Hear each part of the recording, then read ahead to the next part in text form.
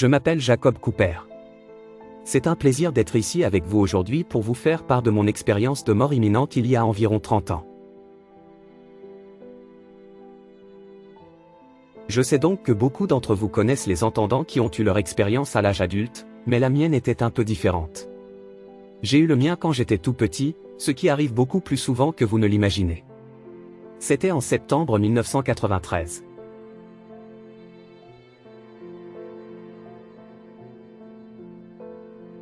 Donc, pour donner mon âge, je n'avais que 3 ans à ce moment-là, et j'allais sur un terrain de jeu avec des amis de la famille ce jour-là. En sortant de la voiture et en entrant dans la cour de récréation, j'ai commencé à avoir du mal à respirer. Maintenant, pendant ce temps, gardez à l'esprit que je ne le savais pas, mais j'avais ce qu'on appelle la toux fouettée, autrement connue sous le nom de coqueluche, qui pour les nourrissons, les enfants et même dans les petits cas d'adultes, pouvait être mortelle et très dommageable.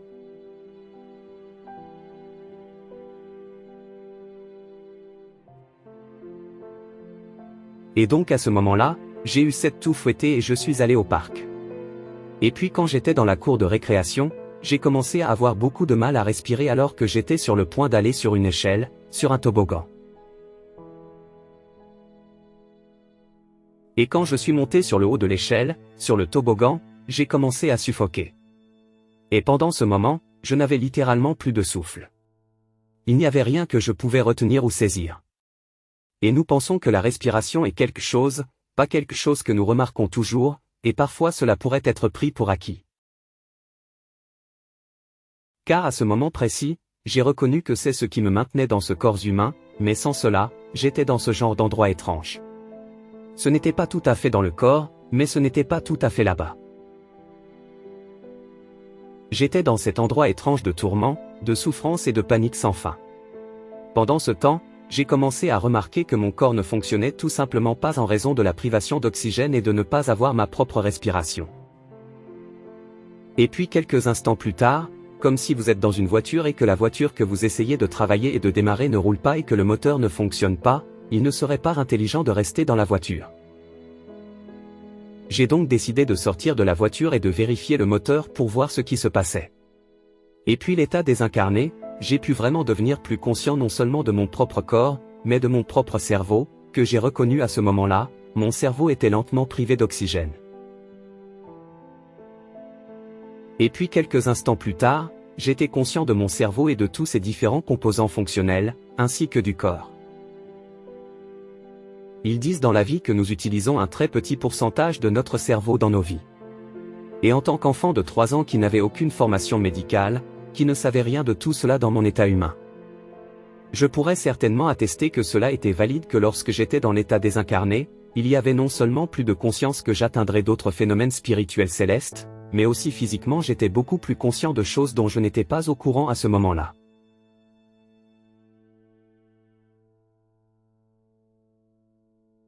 Quelques instants plus tard, en raison de la privation d'oxygène, j'ai senti mon cerveau littéralement se casser en deux et j'ai senti une grande fissure dans mon cerveau et un grand claquement. C'est un peu comme un éclair ou un orage. C'était juste cette grande fissure que j'ai ressentie et seulement, comme le dit le proverbe, quand mon cerveau s'est fissuré en deux ou s'est ouvert, c'est à ce moment-là que l'Esprit et Dieu sont entrés. Quelques instants plus tard, j'ai pu me sentir courir dans un tunnel dans cette lumière tout à fait familière. Et j'allais de plus en plus haut jusqu'à ce qu'il n'y ait pas de début, pas de milieu, pas de fin. Le seul mot que je pourrais décrire comme une euphorie intemporelle sans limite à la façon dont je me sentais bien et à quel point je montais en flèche. À ce moment-là, c'était comme si je faisais les montagnes russes les plus rapides du voyage le plus intime avec eux. Quelques instants plus tard, j'ai pris conscience de mon corps et j'ai pris conscience que le côté droit de mon corps, le côté droit de mon cerveau, dont j'ai appris maintenant qu'il représente la créativité et la sagesse que nous obtenons. La perspicacité que nous obtenons. J'ai pris conscience d'un palais incroyablement immaculé qui était si beau et lumineux que je devais presque me protéger de le regarder. Mais j'ai pu, dans cet état désincarné, regarder le palais et vraiment entendre ce beau chœur angélique aigu à l'intérieur. Et la lumière émanait si incroyablement. J'utiliserai le mot Dieu pour l'état de commodité, mais vous pourriez utiliser le mot univers, le centre de l'univers, le Créateur de toutes choses. Quelle que soit votre description vernaculaire, j'ai des nouvelles pour vous, c'est assez limitant à ce que c'était réellement. Les mots peuvent être limitatifs, mais c'est le format que nous avons. Et à ce moment-là, j'ai su que je touchais vraiment à la pièce maîtresse de la création de soi et au sommet de la réalité dont émane toute chose, ce que je suppose que dans nos mots nous pourrions appeler Dieu. Mais pour moi, c'était au-delà de tout mot. Et puis, à ce moment-là, quelques instants plus tard, j'ai pu me sentir commencer à être enveloppé dans ce bel amour inconditionnel. Et j'étais conscient de ces couleurs. C'était presque un peu comme un bronze et un or, comme des couleurs qui clignotaient devant moi en ce moment. Je n'ai pas vu Jésus-Christ lui-même devant moi physiquement. Mais non, c'était bien plus profond que cela. J'ai ressenti la conscience du Christ lui-même à ce moment-là. C'est comme si c'était ce murmure, cette vibration de l'autre côté que j'écoutais, et je pense que nous sommes tous au-delà de notre propre corps, de notre propre personnalité, il y a une conscience au-delà de nous. Et je pense que c'est vraiment ce que j'ai exploité dans la version la plus élevée de la conscience que nous considérons comme Christ. Et à ce moment-là, j'ai ressenti un sentiment de confort.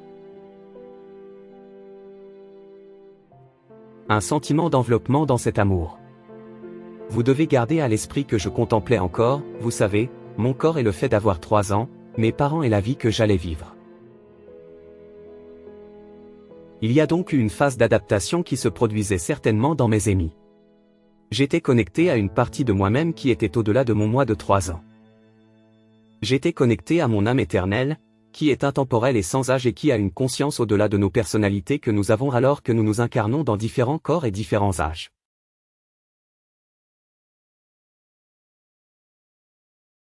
Donc, je dis que 2 choses pourraient être vraies en même temps, que j'avais une conscience de moi-même, un enfant de 3 ans, Jake ou Jacob, mais aussi une conscience de mon âme éternelle, qui était encore plus au-delà de la personnalité et de l'âge chronologiquement dans sa phase de développement de cette vie. Que je vivais. Et à cet instant, j'ai pu ressentir un sentiment de confort, de réconfort dans le souvenir clair que tout va bien.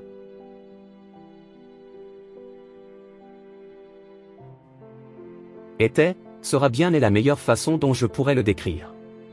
Que dans nos vies, nous sommes habitués, comme dirait Lao Tzu, à nous accrocher au passé, ce qui crée juste plus de tristesse. Ou se préparer pour l'avenir, ce qui crée plus d'anxiété. Mais j'ai pu être dans ce moment intemporel où je sais que l'autre côté est non linéaire, et de l'autre côté, toutes les choses sont parfaites telles qu'elles sont. Et vous êtes enveloppé dans un amour incroyable et inconditionnel qui vous regarde, pas vers vous, et voit le frisson. Vous êtes cet être beau, divin et spirituel connecté à jamais au divin.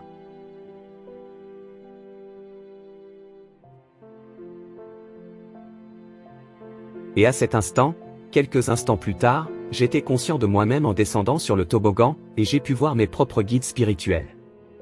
Ils étaient incroyablement impeccables, beaux et familiers.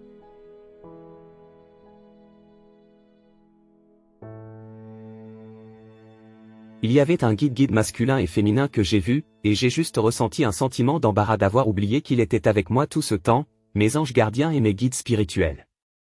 Mais j'ai pu les voir sur les côtés de moi, et ils ont aidé mon corps à descendre le toboggan.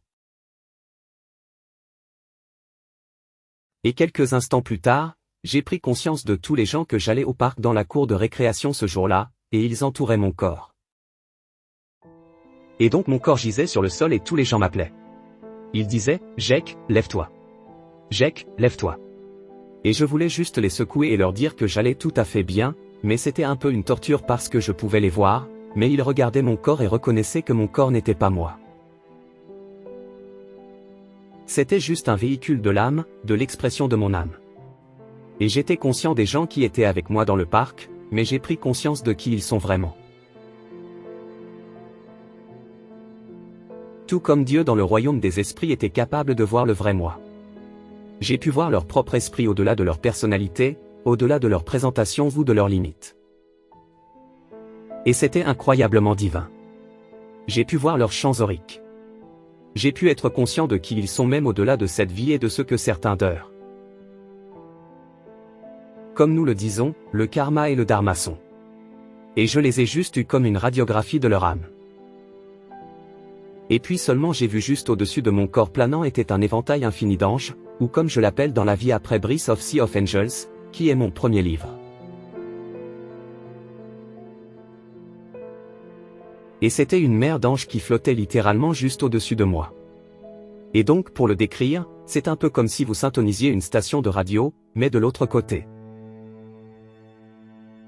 Vous syntonisez un peu cette station. Vous avez toutes ces choses qui sont ici autour de nous, nous protégeant et avec nous à tout moment que nous ne pouvons pas voir avec les yeux physiques, mais elles sont là. Et quand je regardais les anges, ils étaient très distingués et différents des guides spirituels. Par exemple, les guides spirituels ou les anges gardiens étaient vraiment préoccupés par moi. Nous avions un lien, et c'était très nucléaire. Alors que les anges que j'ai vus, ils flottaient, envoyaient de l'énergie et avaient presque l'air uniforme sur leur présentation. Ils étaient assez jeunes, et ils étaient comme une sorte de couleur or et bronze qui est le même genre de couleur que j'ai vu plus tôt. Et j'ai presque dû me pincer parce que c'était juste ce beau filtre d'ange. Et cela semblait familier à mon esprit, mais pour mon moi de 3 ans, c'était un ajustement de voir tous ces beaux êtres angéliques.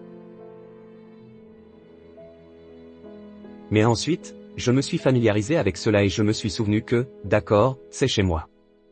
Je suis ici maintenant.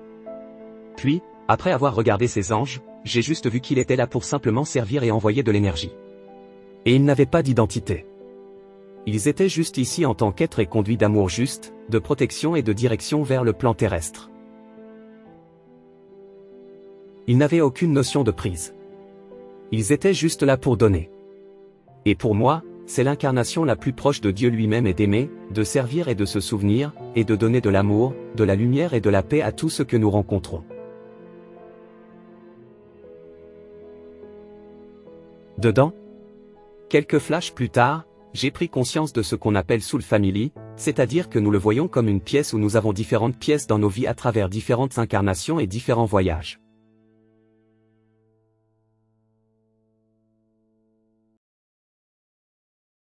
Et nous faisons partie d'un casting similaire avec des pièces différentes. Certains acteurs peuvent jouer différents rôles, tels qu'un conjoint, un fils, et ils peuvent les changer. Et tout est une question de leçons, d'apprentissage et de compréhension de différentes perspectives ainsi que de culture pour nous rendre plus d'un citoyen vraiment universel qui comprend toutes les choses de l'autre côté de la vie que vous viviez auparavant, pour faire un être plus équilibré, plus informé, plus empathique, le plus important, spirituel. Mais à ce moment-là, je me suis senti assez familier avec ma famille d'âme. Et comme mes guides spirituels, j'ai ressenti une petite sensation d'embarras. Rien de tout cela ne venait.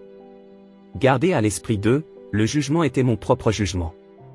Encore une fois. Je veux être clair que l'énergie de pensée que nous avons encore est toujours là. Nous traitons toujours les choses. Nous portons toujours ce que j'appelle l'observateur éternel, l'âme, vous savez, c'est-à-dire que nous sommes toujours, vous savez, en train de prendre les choses à un niveau profond et d'observer les choses, qui est l'œil dans la fenêtre de notre âme. La vie continue au-delà de cela, mais il y a plus de conscience qui augmente vraiment notre capacité à comprendre et à traiter les choses et à ne pas prendre autant de temps et à partir autant. Des routes qui pourraient nous faire dévier du mauvais chemin ou les chemins égarés que nous pouvons avoir dans l'expérience humaine. Mais en regardant ma famille d'âme, je suis devenu gêné de me souvenir d'avoir eu dans ce que nous appelons la phase de cartographie de cette vie. Je me souviens juste d'avoir eu tous ces accords avec mes anges et les membres de ma famille d'âme et toute mon équipe intérieure.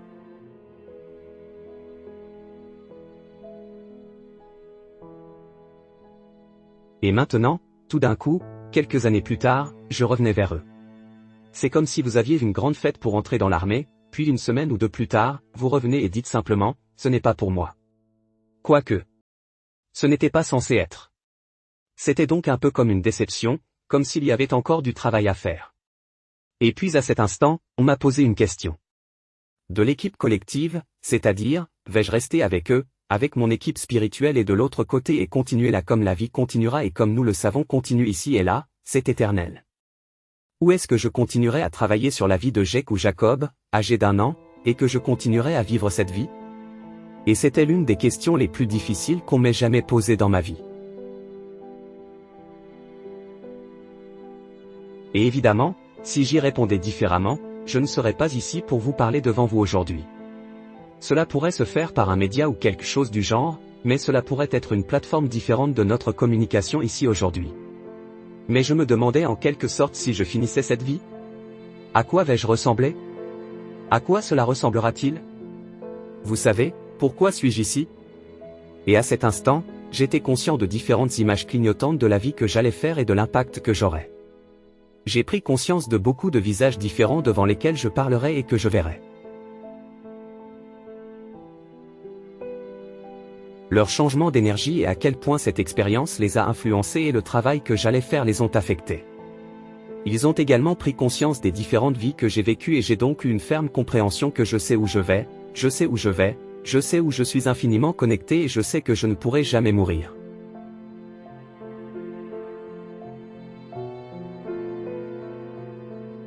Mais cette fenêtre de l'au-delà, je n'ai pas eu à attendre de mourir dans cette vie, je pouvais y accéder à tout moment.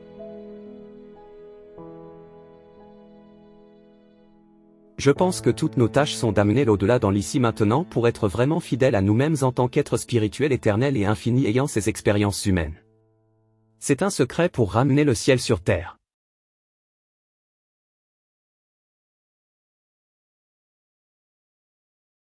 Il s'agit de se souvenir. Et donc je ferme là où j'étais avec ce choix, avec cette décision, j'avais tous les êtres qui quittaient ma propre conscience à ce moment-là.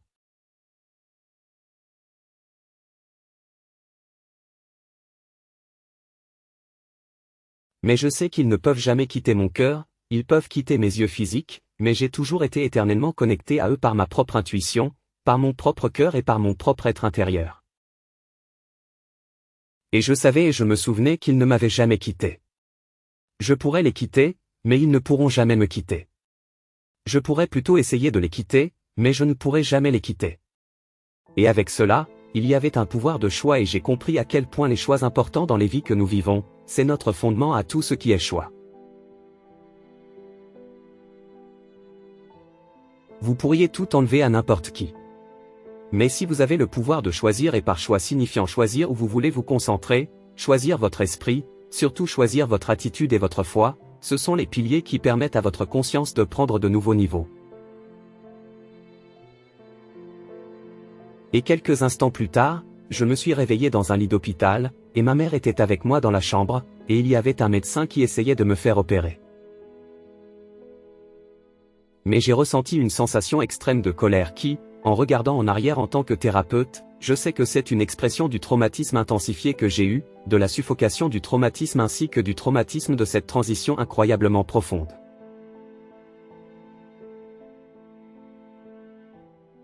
De passer d'un théoricien qui avait un lien avec ce genre de choses, mais pas au niveau profond, c'est maintenant tout d'un coup un retour à ce corps de 3 ans et je ne pouvais tout simplement pas regarder la vie de la même façon. Mais je devais presque survivre. Et j'ai juste reconnu que j'étais différent à l'avenir et que tout en moi était différent. Et donc l'étouffement de ces moments dans mon expérience de mort imminente a continué plusieurs décennies plus tard. Ils se sont vraiment arrêtés jusqu'à ce que je sois capable de vraiment traiter et donner un sens à tout cela.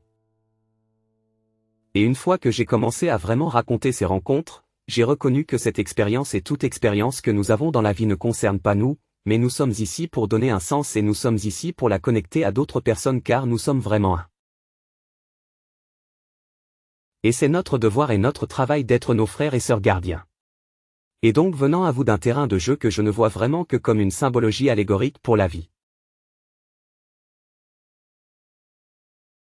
Nous sommes tous enfants de Dieu, nous sommes tous nos frères et sœurs gardiens ici pour nous élever, pas pour nous enliser et pour nous soutenir les uns les autres dans ce jeu que nous appelons la vie. Je ne crois donc pas que ce soit par hasard que j'ai eu mon expérience dans une cour de récréation que je m'appelais Jacob.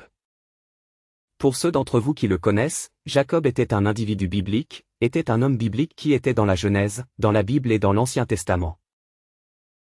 Et il a fui son frère Ésaü. Et pendant qu'il fuyait, il rêvait d'anges montant et descendant sur l'échelle.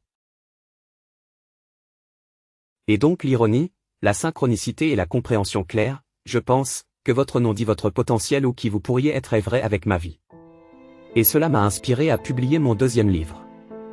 Mon premier livre s'intitule Life After Brice. Mon deuxième livre s'intitule La sagesse de l'échelle de Jacob. Si semblable à Jacob dans une cour de récréation dans une échelle, j'ai eu mon expérience de mort imminente.